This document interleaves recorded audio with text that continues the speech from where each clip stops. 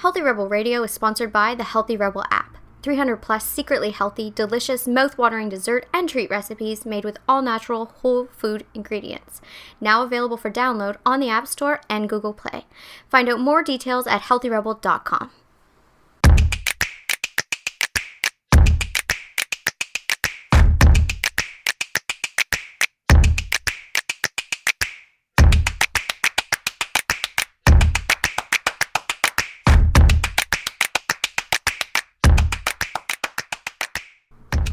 Welcome to Healthy Rebel Radio. I'm your host, Dr. David Dizer, and I'm here with my Dami Health Healthy Rebel co-founder, Amy Lane. Good morning. Good morning. How are you today? Good, how are you? Well, I'm a little freaked out about this one story that you sent me last week. Do you know what I'm talking about? The rice one?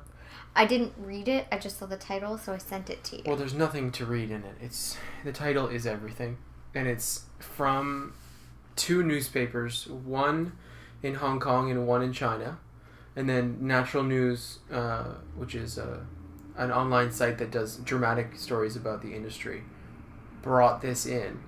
And now it's being pushed all over the internet. And it says that there's plastic rice being manufactured in China, and it's slipping into our rice. No. There's rice being made from white potatoes, rice being made from sweet potatoes, and rice being made from plastic. The potatoes are okay. Well, but it's not rice, though. And they're calling it rice. But, I mean, if they were smart, they should just, Yeah, make sweet potato rice. That'd be amazing. People would love that. Oh, yeah. I'd love that. There's a business idea for you. Sweet potato rice. So... But, okay, is this real? This is real, definitely. This is... I don't know if it's real for us. I don't know if it's real for here. But is it real happening? Yes. Plastic? According to these reports, one is a news daily in Vietnam, and one is Weekly Hong Kong, I think it's called. Okay. And they're making reports about about the industry and about what's happening in factories, and that this is happening. So they're making artificial rice because the demand of rice is high and they don't have enough? I guess. I mean, maybe it's cheaper to make plastic rice than it is to actually have real rice. I'm not sure.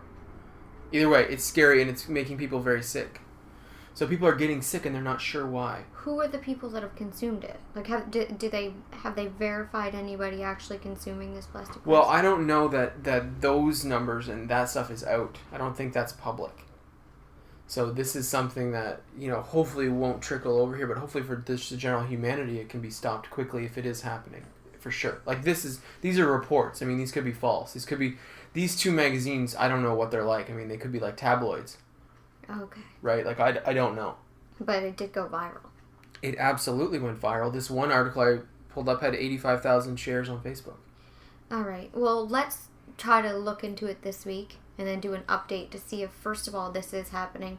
Second of all, why? Yeah. And third of all, where is it?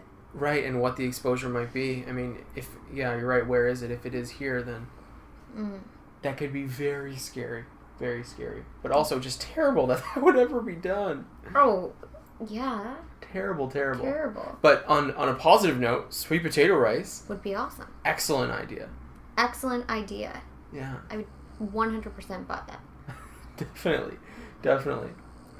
The other stories in the news today, I mean, I feel like a broken record, I have to say. Okay. Because it's all about sleep again. And I mean, wasn't this one of your health trends for the year? Dun, da, da. Dun, da, da. See, you made fun of me and said I was lame. And then every day it's something new about sleep. What did I tell you? But I want to go through them even though we talk about sleep so much. Sure. This is turning into a sleep podcast. No. Sleep is literally one of the most important things for health. I can't even believe that this is the conversation we're having right now. Well, we're not having a revolutionary conversation, but my gosh. I don't mean from that angle. I mean from I talk about sleep and you laugh every time I talk about it. I know. Because sleep changed my life. I know. I'm seeing, hundreds and hundreds of people who can't sleep. I know. So it's every single day it's the same, we have to do something about this. So important to restore and renew. Well, and they're doing so many studies on kids because we're trying to fix it at an earlier age. Well, I mean, kids are sleeping worse than they ever have, so that's one of the issues. These two studies that I have today are focused on children, and one of them is about social media. And they found that the adolescents who checked social media the most, the frequency of checking their sites, Snapchat, Facebook, Twitter, Instagram, the people who checked it the most, highest frequency, had the worst sleep. And I can completely see. But it's interesting because it's not about checking it at night. No, I think it's about anxiety inducing. Exactly. And yeah, and we've talked about, this might seem like a broken record because we've talked so much about the effects of social media on, like I say, like on myself, and I'm a fully formed, I'm a grown woman, yeah. That has a lot of life experience and a lot of, coping mechanisms. So I can only imagine what's going on with younger people. Oh, definitely. I mean, we posted, episode 10 was called, I think, Is Sleep the New Wonder Drug? Yeah. It's either episode 9 or episode 10, and it's turning out to be cognitive function, health. Sleep is turning out to be the new wonder drug. Oh, man. Let me tell you.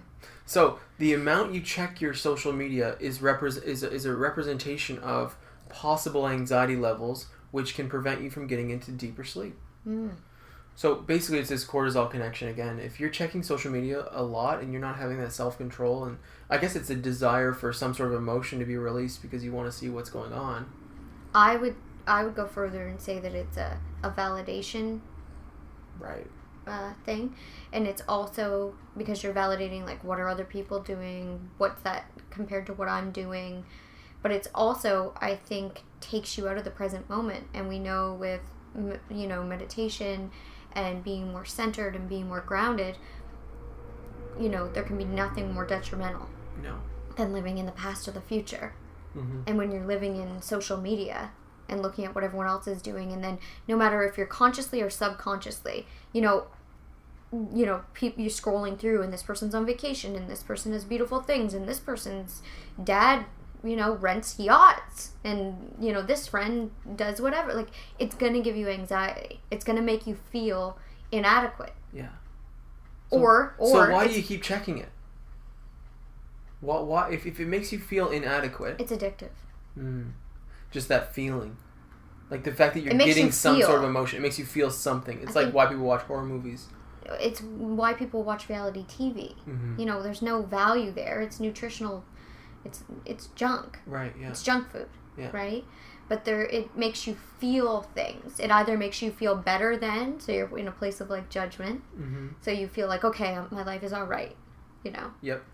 Or it makes you feel like, oh, people are up to this. I need to be better. I need to do more. I need to get more. You need to get more, yeah. And you wonder what that does. It's not, I wouldn't say it's good. No. The only way that I find it healthy for young people, and I can see that it was healthy for myself, or would have been great when I was younger, is to reach out and see cool things people are doing. Yes. Like, if I could have reached out and saw some of the ways people as entrepreneurs, first of all, if I even knew that, that at 16, when I started my little makeup business, doing makeup for photography companies, I, pitched it as, you can save money on photoshopping. Yep. And then I went and did that, and I'd work, at high schools doing grad photos with these companies at 16 years old. If I knew that was called, like, entrepreneurship, and if I knew that was, for some reason I just thought I kept tagging it back to, like, I was somehow wrong or bad. Because my ideas weren't what other people were doing. Other people were just going to work at the ice cream shop. And eventually that's what I went and just did, because I was like, okay, I'm weird. Yeah, right. Why do I keep coming up with these ideas? If you had have known about entrepreneurship because you had have seen it. Just validate it to me. Yeah, right. Oh, you're just an entrepreneur. Right, yeah, that's interesting. That would have felt good, and I would have kept going. Right? Or then when I got interested in makeup, if I saw that there were famous makeup artists making money. Yeah, I mean, with social media, you could have known that, definitely. Right. I mean, I think the internet's a wonderful, like an amazing place if you use it that way. It's all what we put into it or what we consume. Yes. I'm big on, in the last couple of years, using my attention, my money, my clicks, all as casting my vote. And I think we should all get more clear on that. Can you explain that a bit? Because I found that really valuable too. Explain what you mean by casting your vote. Well, I find that I can get really overwhelmed with looking at social media and getting frustrated, or, you know, looking out into the world and being frustrated as to what's popular. Mm-hmm. Especially when it's basically selling women self-hate. Right. Selling women insecurities. You know, telling children basically they're not good enough unless they have these sneakers, you know, or, you know, just propaganda. I get really frustrated about that. So I decided to get really clear on it. So what I decided is, yes, I'm just one person, and, you know, no, I'm not the most wealthy person in the world, and, you know, I'm in Canada, and I don't, you know, all these things, but I do have a voice, mm-hmm. and I do have a community, and I do have money, so I can cast my vote. So anything you pay attention to, anything you click on, you're saying you enjoy that. Yes. If you're frustrated with seeing a certain type of reality show on television, the best thing you can possibly do is not watch it. Oh, absolutely. So the ratings go down. So they just have less viewership. If you're watching something, you're valid, no matter what your emotion is towards it, hate or love, you're saying that you love it. Mm-hmm. You're paying attention to it. You're giving them the click. You're giving them money, whether you realize it or not. Your energy is money. Yeah. So on the internet, if you don't want to see, you know, hateful stories about women, or if you don't want to see, you know, who looks better in a bikini this week out of the celebrities, if you think that that's wrong and hateful towards women, don't click it. No, and one thing that we've done together is unsubscribe from so many I things. unsubscribed. You know, back in the day, I used to buy magazines like crazy. Mm-hmm. I completely stopped. You know, it wasn't serving you in a positive way, right? It wasn't serving me in a positive way. You know, there are great magazines out there. Yes. You know, and I could subscribe to those. But the ones I was subscribing to were telling me, you know, how to make your man sexually interested, how to look skinnier by tonight, like, why you're failing at life. Right. Get prettier. Like, that's not okay. Get prettier. Or, you know, even if it's gossip about celebrities, it's hate. You know, you want to be really clear on that. And I'm really particular now about my money. Mm-hmm. About where I give my money, where I spend my money. You know, if I don't believe in a product, or I don't believe in the message, or if I don't believe in what's going on, I don't give the money. You don't give the money, no. I remember a few years ago I had an aha moment. I was in the grocery store, and I had come off dairy for 6 months, but I didn't tell my members because a lot of them love dairy, and, you know, I had backlash when I tried to bring it up, so I just kind of kept it secretive to see how it went for my body. And we were in the grocery store, and by this time I had done a lot of research into the dairy industry and a lot of research into how dairy affects the body and hormonal system. And I was going to make a recipe, and I had yogurt in my hand. Mm-hmm. And remember, I had that aha moment, and I said, yes. Oh my gosh, I'm still giving them money. Mm-hmm. I'm not consuming it, but I'm still casting my vote that I think that this is a great thing. Definitely. And you're like, yeah. We both just kind of stared at each other. It's easy to remember because at the time, Greek yogurt was flying off the shelf.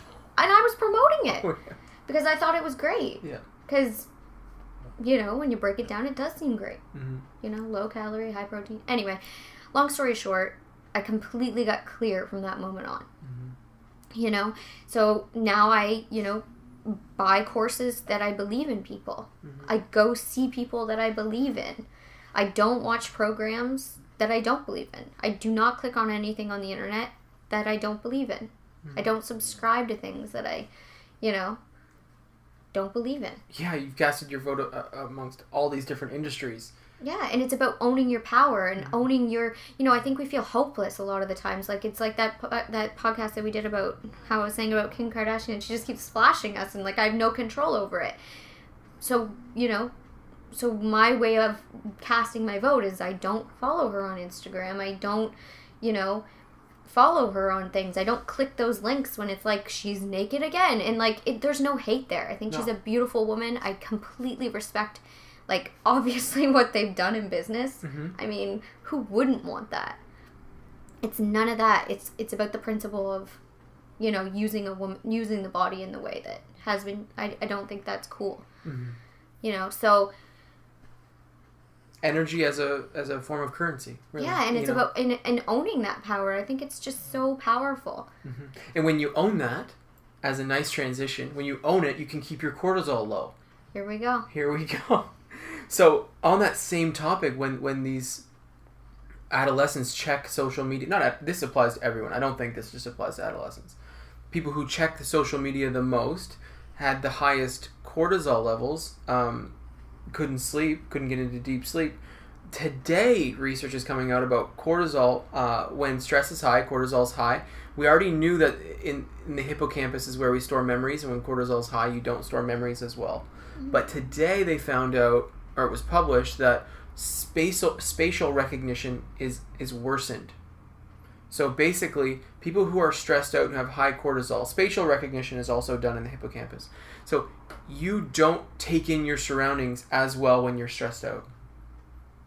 And they also found that facial recognition was worsened, which is in the temporal lobe, but it's a different area, but also doesn't work as well when you're stressed. So basically, let's say you're trying to stay centered, or trying to, if you're working, or if you are playing a sport, or if you're driving, you can't take in your surroundings as well when you're stressed. And it's this is the mechanism for that. And I mean, we knew that memories were more difficult to take in, to cement, when you have high cortisol, but now also spatial recognition and facial recognition I thought was really interesting. I can totally see that. Yeah. Just being around people that have been in times of extreme stress. I remember when my father was sick. He was sick for 5 years, and my mom was his caretaker. And she had no memory. She just wasn't there. She couldn't remember things. It was just completely right. What you just described. She wasn't taking in No, she wasn't taking in anything. Like, she didn't remember certain things. She was in the fog, obviously. I mean, it was so stressful. But what you're describing, that was exactly what, if I had to describe her during that time. Yeah. And no wonder. Oh, definitely. But yeah, isn't that strange? I wonder what that's about. Well, do you think it's a protective thing, like back in the day? Well, I mean, yeah, you had to stay singularly focused when you're running from bears. You need to run. That's what you need to do. Right. Well, your energy goes to the muscles. So your blood flow is pushed to the muscles. That you don't have the same activation in the brain happening. You don't need to take in memories. You don't need to take in... I mean, spatial would be helpful. I'm surprised that that's... But really, you're just focused on getting out of there. Right. Yeah. So anyhow, I mean, it's not surprising in the sense that, the goal of staying centered and staying present in the moment is to, observe life and observe how you feel and, these sort of things. When you're stressed, you can't do it. No. Can't do it. It's interesting.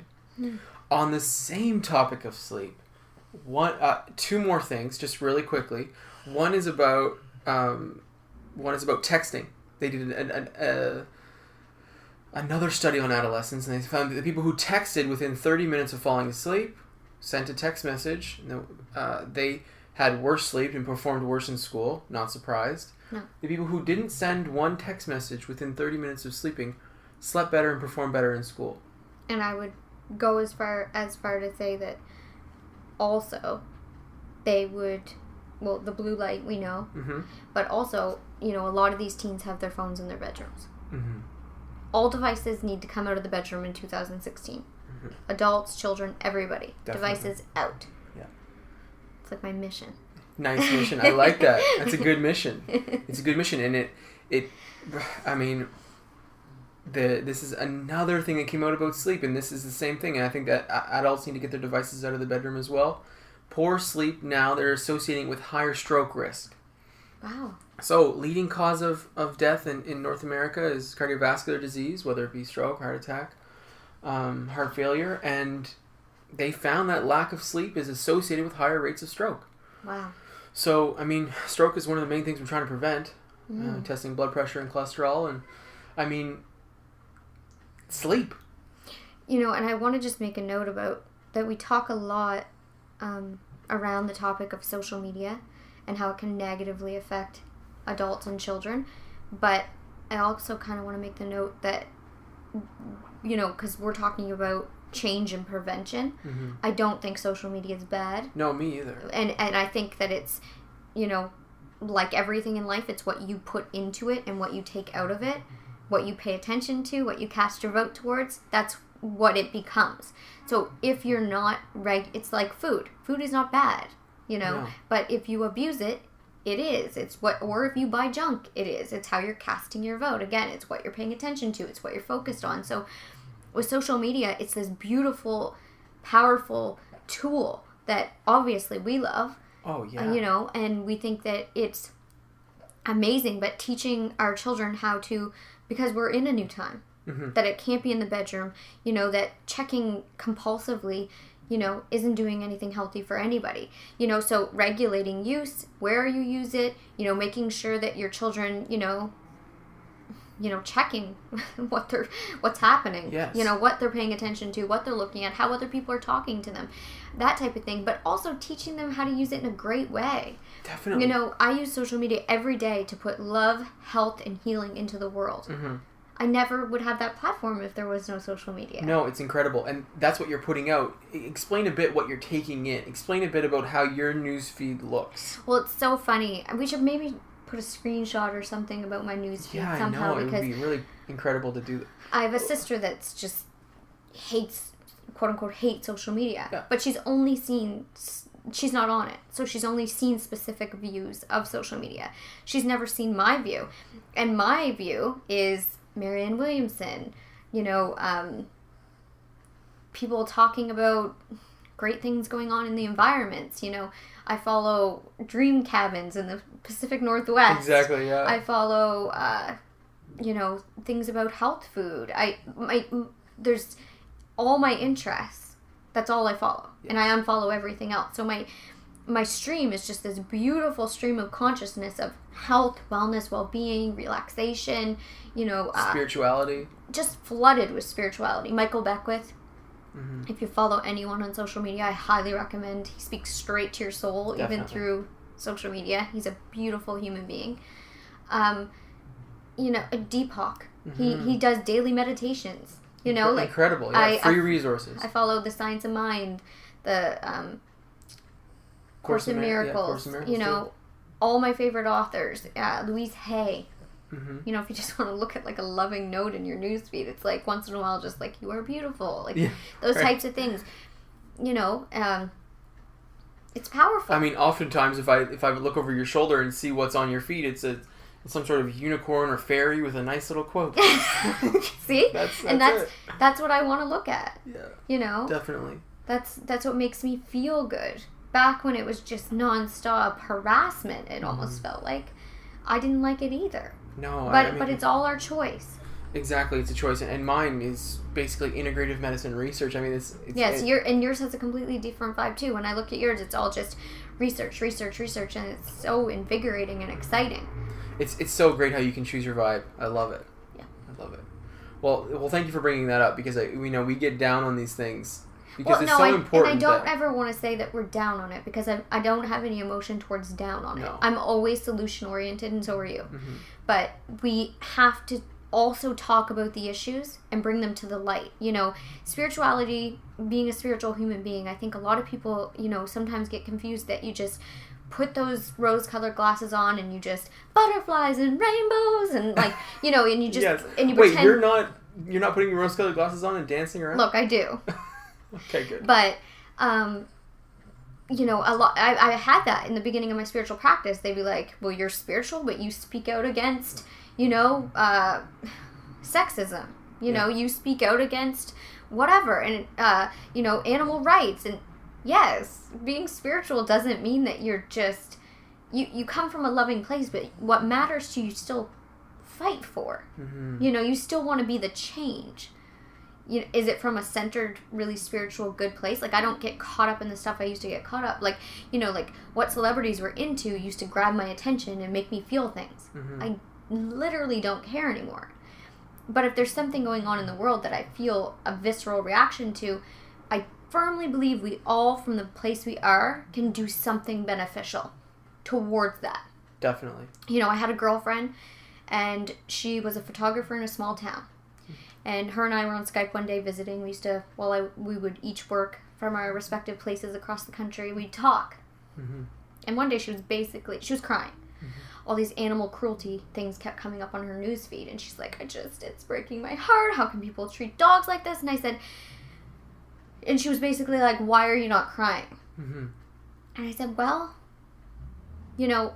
something I learned through life and through these spiritual teachers is that if you're part of the solution, you're upset about things, but you're moving towards the solution, and it takes away that uncontrollable emotion that really just distracts us and isn't valuable. Mm-hmm.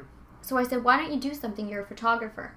Why don't you offer to take photos of people's dogs, charge $10 per person, and then take all that money and give it to the local shelter. Well, she's been doing it now for nice 5 years maybe. That's excellent. And I'm sure she doesn't sit and cry as much. No. Because she's part of the solution. Yeah. When you are active in change, and when you are active in trying to, and that comes with alignment as well. If you have this uncomfortable feeling that, like, you love your dog, and then you kind of start to see, like, wait, what's the difference between my dog and then that pig on the farm? Mm-hmm. Wait, I'm feeling uncomfortable. If you make that choice, if that resonates with you, if you make that choice then to go, say, vegetarian or vegan, or, like, just lessen your meat intake, this alignment happens. Mm. And you become, on another level, more calm and more centered. And you feel good because there's a truth there.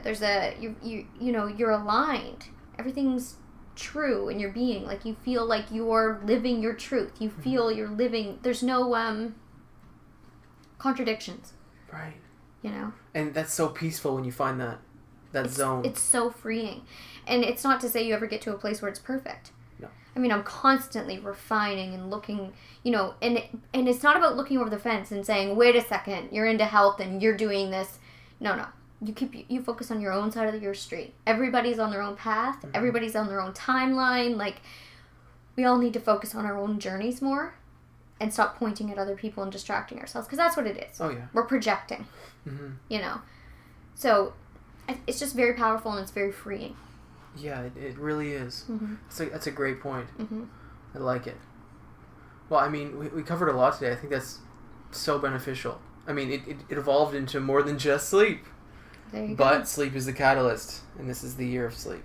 Everybody remember my picks for the year. We won't forget, don't worry. And in fact, we'll go over it again. Maybe we should go over it again at the end of the season or something. Yeah, I think that'd be good. We'll bring it up and see how many stories of each one have come up and compare them. Yes. I like it. Yeah. I like it.